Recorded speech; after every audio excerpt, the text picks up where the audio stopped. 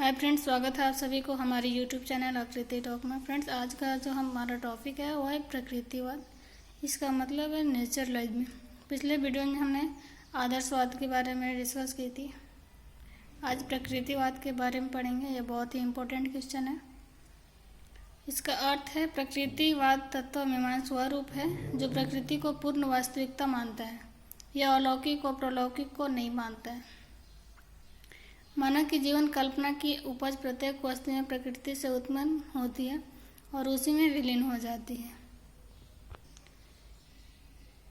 यहाँ इसका मतलब है कि जो वस्तु प्रकृति से उत्पन्न होती है वो प्रकृति में ही विलीन हो जाती है।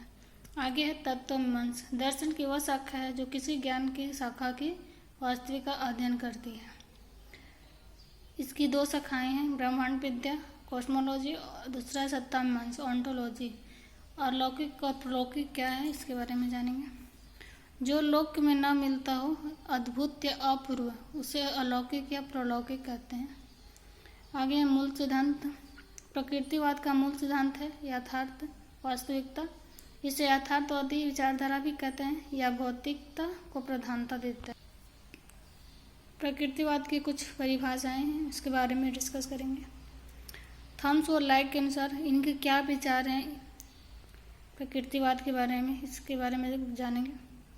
प्रकृतिवाद आदर्शवाद के विपरीत मन को पदार्थ के अधीन मानता है और विश्वास करता है कि अंतिम वास्तविकता भौतिक है, आध्यात्मिक नहीं।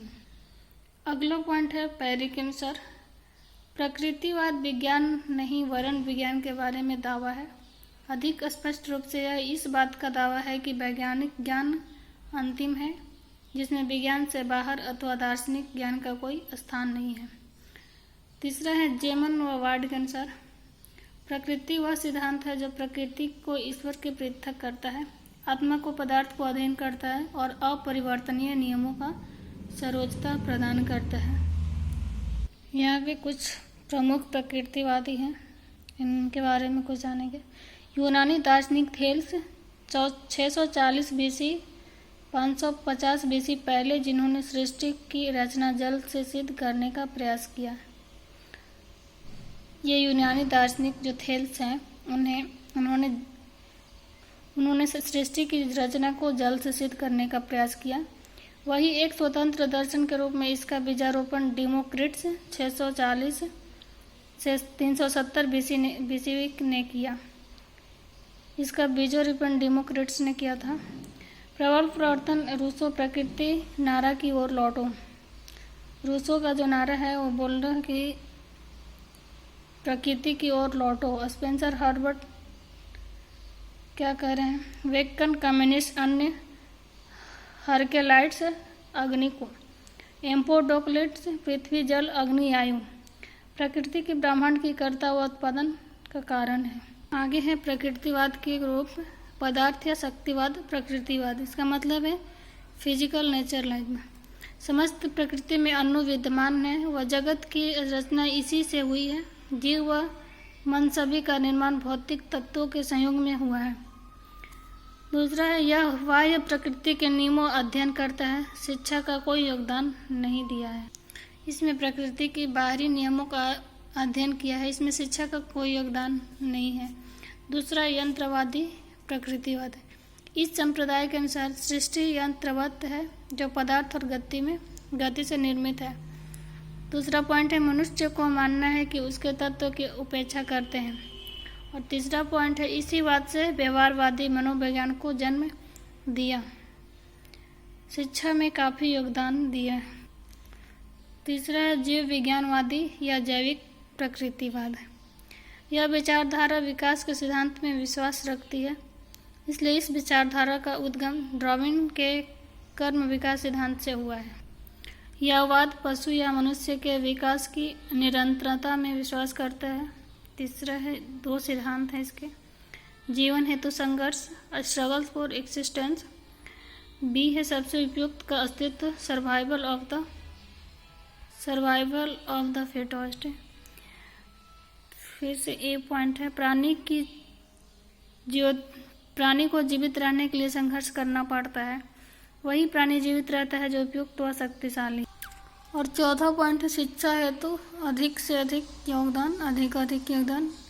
और अगला जो पॉइंट है प्रकृति के मूल सिद्धांत के बारे में कुछ जानेंगे। ब्रह्मांड का एक प्रकृतिवाद रचना है। यह भौतिक संसार ही सत्य है, आत्म पदार्थ जन्य है, मनुष्य संसार की श्रेष्ठतम रचना है। पांचवा है मानव विकास का प्राकृतिक क्रिया है। छठा पॉइंट है मनुष्य जीवन का उद्देश्य सुख है। और सातवां पॉइंट है प्राकृतिक जीवन ही उत्तम है। आगे है प्रकृतिवाद शिक्षा की कुछ विशेषताएं हैं। पहला प्राकृतिक का अनुसरण।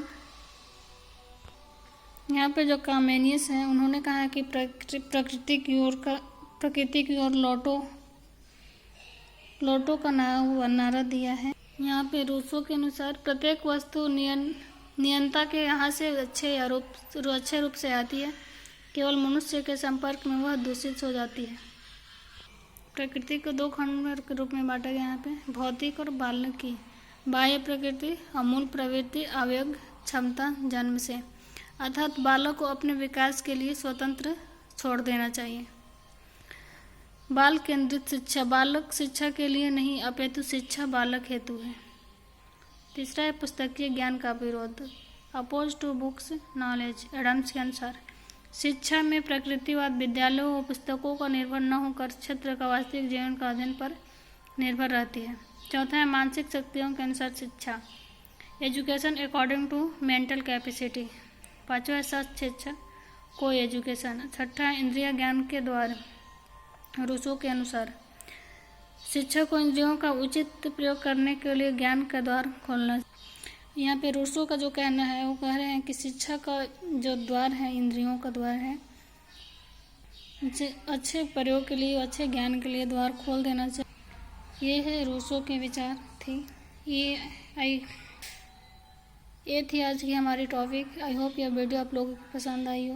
प्लीज़ सब्सक्राइब कीजिए, लाइक कीजिए और बेल आइकन को प्रेस कीजिए और अपने दोस्तों तक शेयर कीजिए। Thank you.